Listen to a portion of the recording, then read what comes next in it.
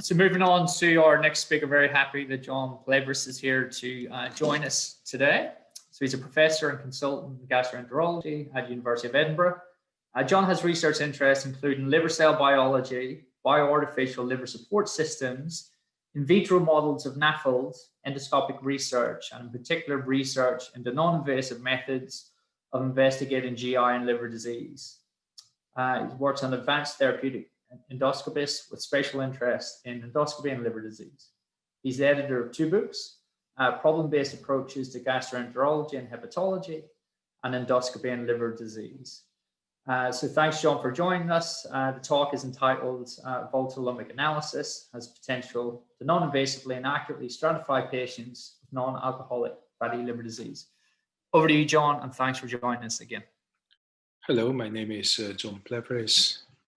I'm a consultant gastroenterologist and hepatologist at the Royal Infirmary of the University of Edinburgh.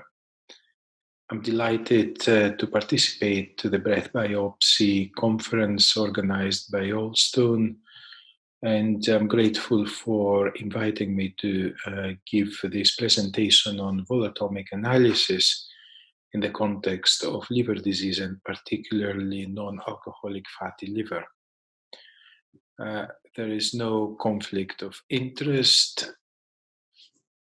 And here in the first slide, I remind you of the human breath composition, and just to say that human breath contains over 3,000 volatile organic compounds in very small quantities, and overall these consist less than 1% of the gases in the human breath. More recently, there's been the realization that the volatile organic compounds known as VOX differ in relative concentrations, reflecting possibly various pathophysiological states. And it is therefore possible that these differences in the VOX profile between health and disease to be the basis of a non-invasive diagnostic test.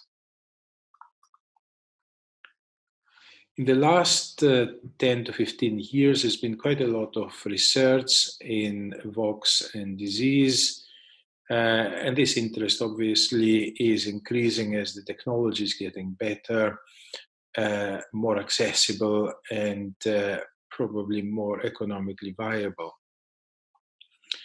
There have been studies on breath, gastric juice, stool, and blood regarding the profile of VOX in a variety of diseases, including lung cancer, liver cirrhosis, hepatocellular cancer, allograft rejection, and also in the context of gastric cancer, gut infections. And these studies, they're all interesting. However, they do involve relatively small numbers, and there is still quite a lot of work needed before we have a reliable non-invasive diagnostic test. Here you can see a diagram from a review in the World Journal of Gastroenterology. And this interesting graph gives an idea of how the research is going to progress in terms of creating a diagnostic approach based on VOX.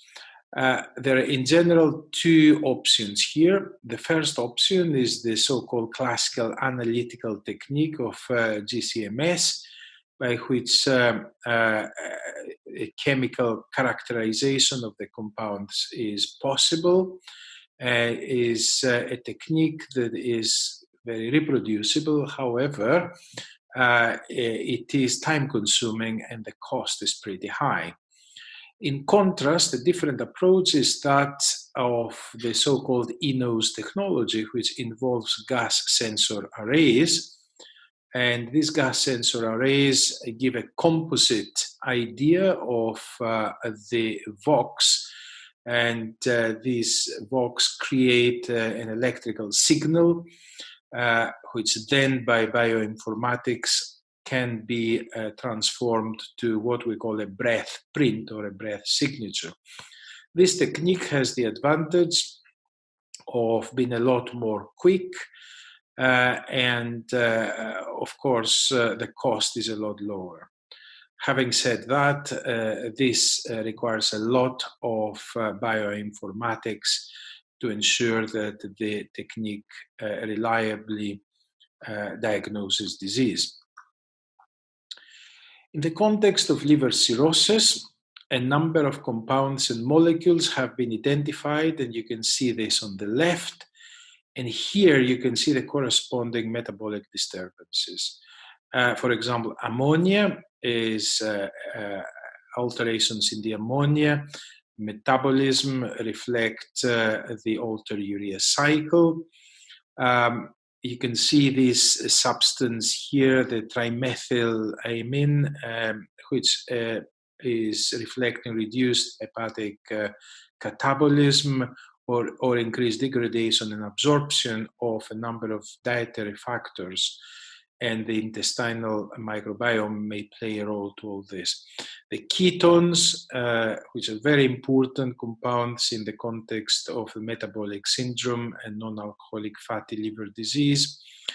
The production of sulfur derivatives, which is due to incomplete metabolism of sulfur-containing amino acids. And we all know that these compounds are responsible for the so-called fetor hepaticus that we see in the failing liver disease patient. Then we have the alkanes, alkynes, terpenes, and these are all products related to lipid peroxidation mediated by increased free radical activity. The one compound which is very interesting is the limonene, which is abundant in diet intake of citrus fruits and vegetables, and is cleared by the CYP2C, and impaired biotransformation is seen in liver disease. We're going to come back to this. Acetic and propionic acid are related to reduced hepatic metabolism of short-chain fatty acids. And they have a number of alcohols. And interestingly, in the context of NAFLD, it has been shown that the intestinal microbiome can produce ethanol in obese patients. So all these are putative VOCs, which may be of importance in diagnosing liver disease. Now, if we look in particular at the mechanisms of VOCs alterated profile in NAFLD, there are mainly three areas. As previously is this alteration of the sulfur-containing amino acids, the presence of oxidative stress, which is represented with these VOCs, and the presence of the metabolic syndrome, insulin resistance, and increased free fatty acids, so usually represented with these three VOCs. If we look over the last few years, the number of studies and the methods of breath analysis are quite similar, quite a few studies now, but a relatively small number of patients involved. They attempt to diagnose liver cirrhosis, and the predominant technique is that of a gas chromatography, mass spectrometry, with variations of the technique. The discriminative capacity is considered to be quite high, but again, these numbers are relatively small. Then there are probably less studies attempting to look specifically non-alcoholic fatty liver disease and differentiate patients with NASH, which is non-alcoholic steatohepatitis, but not cirrhosis and differentiate those from controls and NAFLD cirrhotics. And finally, there are some really small and quite few studies in the context of hepatocellular carcinoma. So one study very worth mentioning is this study back in 2012, published in the Journal of Chromatography, where they attempted to look at the number of cirrhotic patients versus controls, and what the group did was to measure the volatile organic compounds present in the exhale breath, thus then analyze those using gas chromatography mass spectrometry. They tried to identify every single compound there, and using a pretty complex modeling, they settled for this rather comprehensive list of compounds that they were significantly different between the healthy population and the cirrhotic population. And I think this is a pretty important table, because quite a few studies then were based on this one. Another study was done by the group in Birmingham in 2015, and again by using GCMS. They looked at the volatile biomarkers in breath associated with liver cirrhosis versus controls. But a very interesting component of this study was that they also looked what happened to a small number of patients before and after they were transplanted. You can see here the results of the study. Essentially, they found that a couple of compounds which are more or less alcohols, they were quite increased in patients compared to controls. You can see this, the methanol and the 2-pentanol.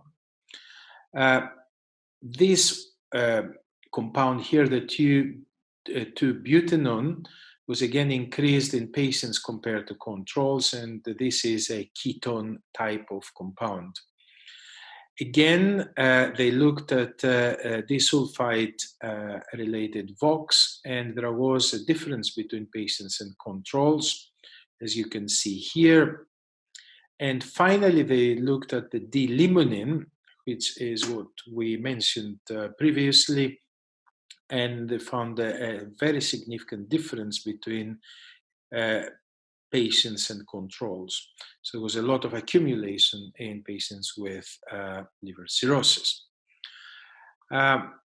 What was even more interesting is that when they looked a number of patients who had a liver transplant, and they looked at the levels of D-limonene in the days following transplantation, they found a significant decrease in the D-limonene in the breath of these patients, indicating that the new liver was able to clear the substance a lot more effectively than the cirrhotic liver.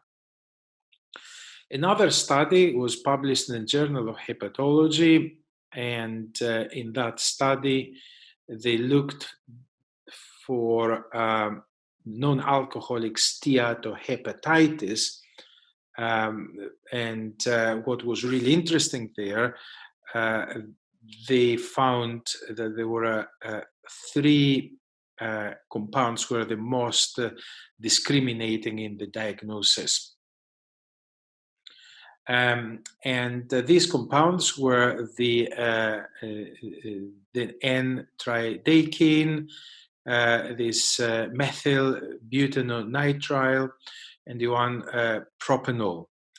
Now, if we look at these, one is an alkane, which is related to defective peroxidation, as it happens in states of increased free radical activity. The nitrile was the second one, which is related to urea cycle. And the third one belongs to alcohols and is probably related to altered microbiome. And again, this is along the thinking that I have already discussed. Now, I'm now going to describe in a bit more detail our study, which has recently been published in the Journal of Hepatology Reports.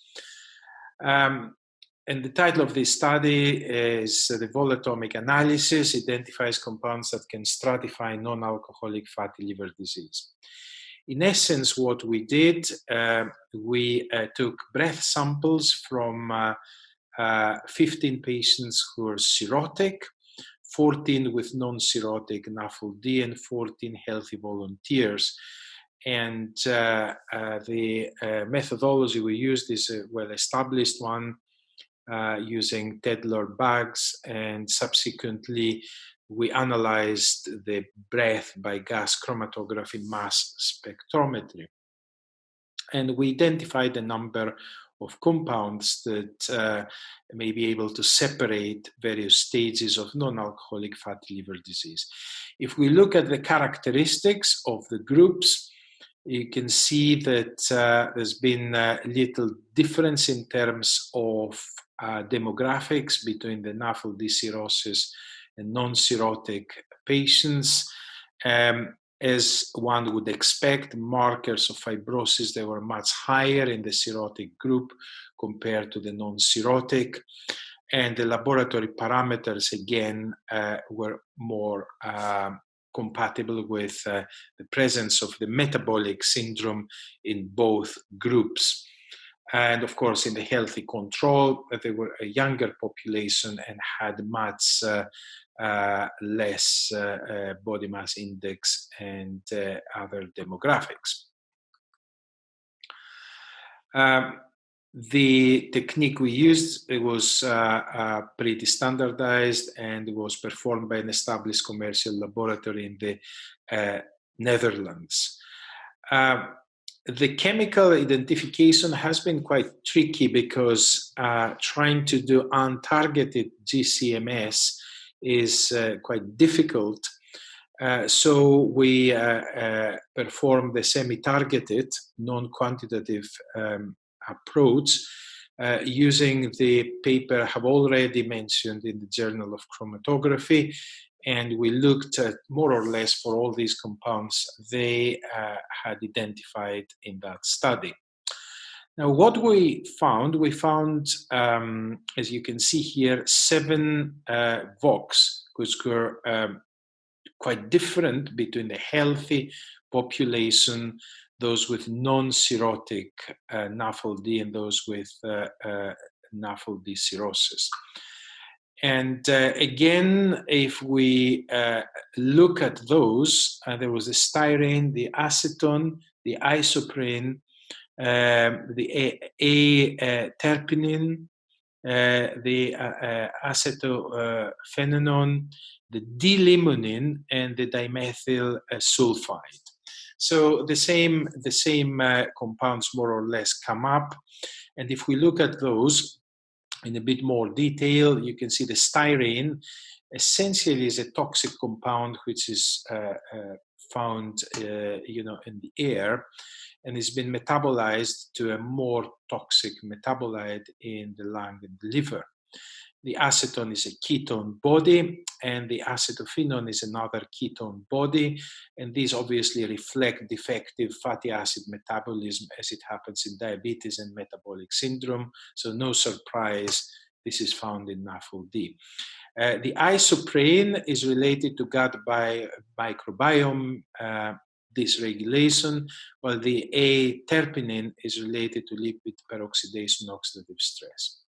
We discussed about the D-limonene, came up in our study very interestingly, and of course the dimethyl sulfide as an end product of the mercaptan metabolism also came up, and we know that these substances are responsible for the fetor hepaticus in cirrhosis.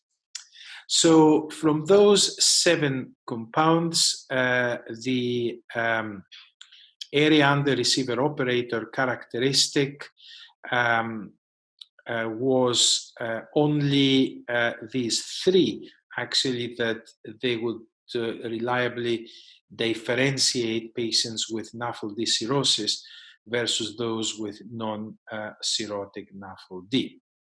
So we're talking about the dimethyl sulfide, the D-limonene, and the acetone. Interestingly, however, the terpinin was differentiating between all patients with NAFLD and those that they were healthy. And we can see this here. So if we take the area under the curve for terpinin, we got some discrimination, which was at the level of 0.84. And of course, this makes sense in some ways because patients with NAFLD are characterized with oxidative stress, and that differentiates them pretty well from the control group. If we look at the combination of D-limonene and dimethyl sulfide, then we got a pretty good discrimination here between controls and NAFLD cirrhotics. This was well over 98%. When we looked at the area under the curve, under the receiver operating curve, between non-cirrhotic NAFLD versus cirrhotic NAFLD, again, the combination of D-limonene and dimethyl sulfide was pretty discriminating at 0.91. And as we previously said, these are the two markers of P450 activity, which is clearing the D-limonene and amino acid metabolism. So if we look now at these three compounds of interest, we can see that the terpinin was quite different in healthy controls versus the NAFLD patients, and the D-limonene was significantly higher in the cirrhotic patients, was also higher than the controls, but the big difference was exactly there. And the same applied to the dimethyl sulfide. And if you combine these two, you're getting pretty good discrimination between cirrhotic and non-cirrhotic patients. And I think this is quite an exciting result. So in conclusion, metabolic dysfunction in liver disease is reflected in the biocomposition of exhaled breath. We can measure specific volatile organic compounds in breath samples, and these have a diagnostic potential in NAFLD. We talked about these three compounds, but of course we need larger studies to confirm these observations.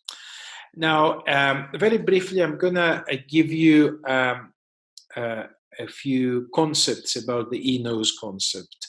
We discussed this before. Essentially, the idea is that the VOX would interact with some metal sensors, and these VOX will make into electric signals depending on VOX composition. The data will go to an iCloud with bioinformatics analysis, then categorization of subjects, output back to a handheld device using a traffic light concept: green, normal; yellow, needs further assessment; and red, definite cirrhosis or disease. In our department, we have been doing work with an eNose called the Spironose in combination with, in collaboration with Common Invent and the University of Amsterdam. In brief, the Spironose is composed by multiple force sensor arrays, which are sitting there, and also some environmental sensors, so that the environmental VOX can be subtracted. So sensor array becomes a signal. This is processed. There is a dimensionality reduction and then a classification process. The technique of capturing breath is pretty standardized, and there is a very specific maneuver that the patients have to do with 10 tidal breath followed by deep inhalation and 5-second hold. Vital capacity maneuver for slow exhalation, and we use a display unit, a pneumotachograph, to ensure that this is consistent with all patients. And this is the sort of readings we get from the nodes, and we get subtraction by the environmental nodes. So these are some classical readings, and these are the environmental reading at the same time. So the study we did, and this is still under analysis, is the so-called BEN study, the breath analysis using electronic nose in non-alcoholic fatty liver disease. And the aim of this study was to obtain a disease-specific breath print or breath signature and allow pattern recognition with artificial neural network, and use artificial intelligence based machine learning algorithms. We used 3 controls for this preliminary study: a healthy control of 30 volunteers, 30 NAFLD non-cirrhotic patients. Some of them had a liver biopsy, others had non-invasive markers or scoring systems suggesting no evidence of cirrhosis, and 30 NAFLD cirrhotics, either on liver biopsy or definite cardinal features of endoscopy, radiology, or clinical. These are the characteristics of the NAFLD non-cirrhotics versus the cirrhotics. There were similar number of diabetics with metabolic syndrome, with similar BMI, but of course they had much higher scores suggestive of fibrosis.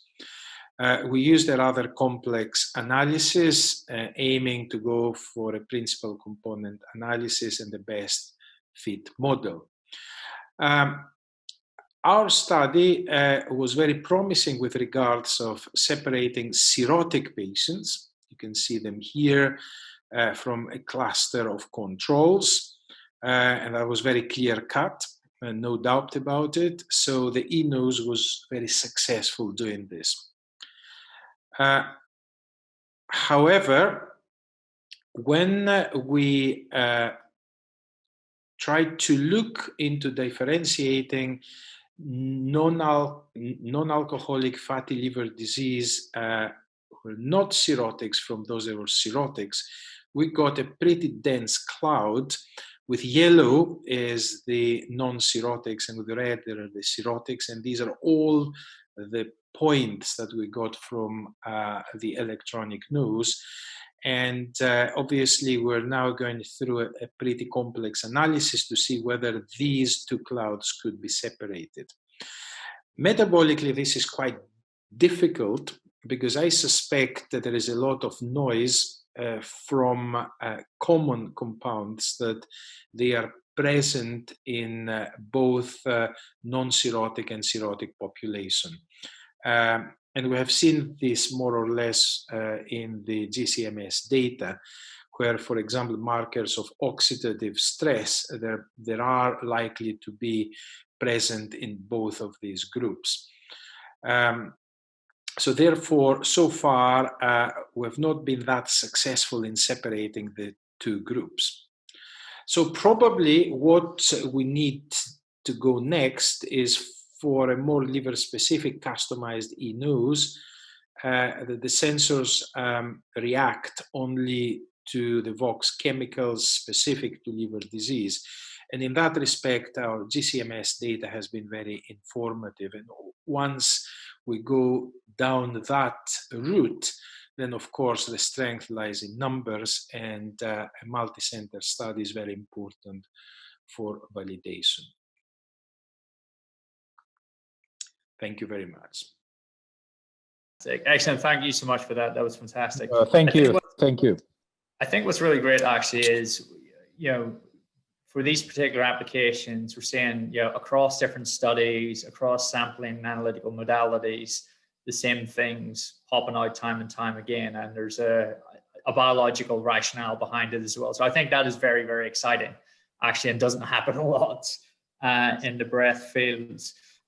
One quick question I had was, so in the limonene itself, so presumably it's of exogenous origin. So in your work, were you trying to control exposure or intake in any way, or recording it, is kind of first question. And the second bit is, in any of the future work, are you thinking about specific dosing of probes such as limonene and looking at the kinetics and the washout profiles of that to help boost the accuracy?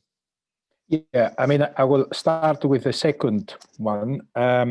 I think that we're not thinking at the moment of doing any dynamic studies, but I think that is a very, very good idea. So regarding the first one, the GCMS data is from the ENOS study. So all these people, they followed a very strict protocol. We knew exactly what they're, well, we hope we knew what they were doing the night before. They came fasted, they brushed their teeth, they had a sterile rinse. They were in a specific room so that we get a good ENOS signal, and it is there that the sampling was done. So all these people had, you hope, the same environmental exposure to D-limonene. And I think this is what makes the D-limonene result very, very interesting.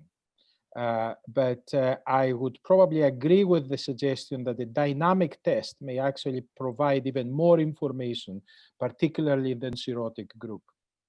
Thanks for that. So just a few more questions. So one, is it known whether dimethyl sulfide is enzymatically produced, or is it a spontaneous breakdown product of sulfur-containing amino acids?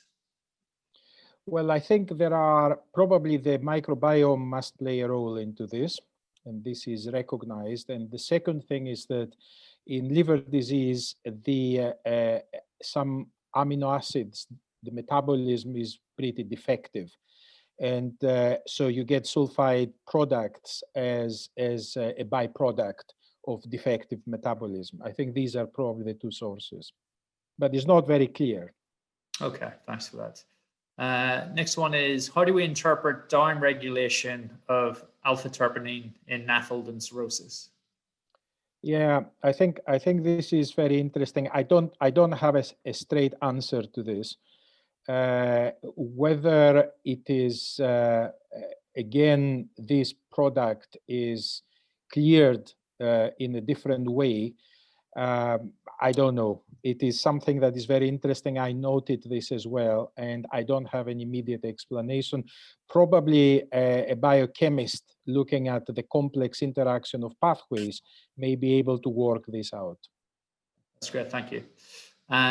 So obviously we're all kind of hoping that this can be rolled into earlier stage disease. Do you have a kind of a prediction or confidence for how likely this will work for the earliest stages of disease compared with advanced disease?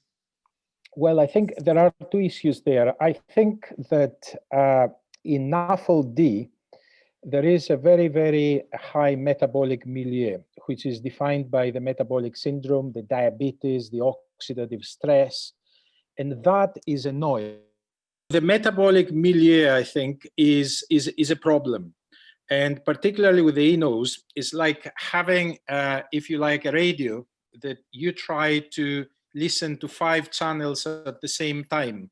So you end up with a lot of noise. And this noise is because of the metabolic disturbances. So you really need to find 1 or 2 compounds that can stand out of this. And that's why I think D-limonene is probably one, and maybe the dimethyl sulfide products is the other one. But you could argue both ways, that if you can detect substances that are responsible for this metabolic, if you like, milieu, the very, very inflammatory milieu, you can use this to separate NAFLD from controls.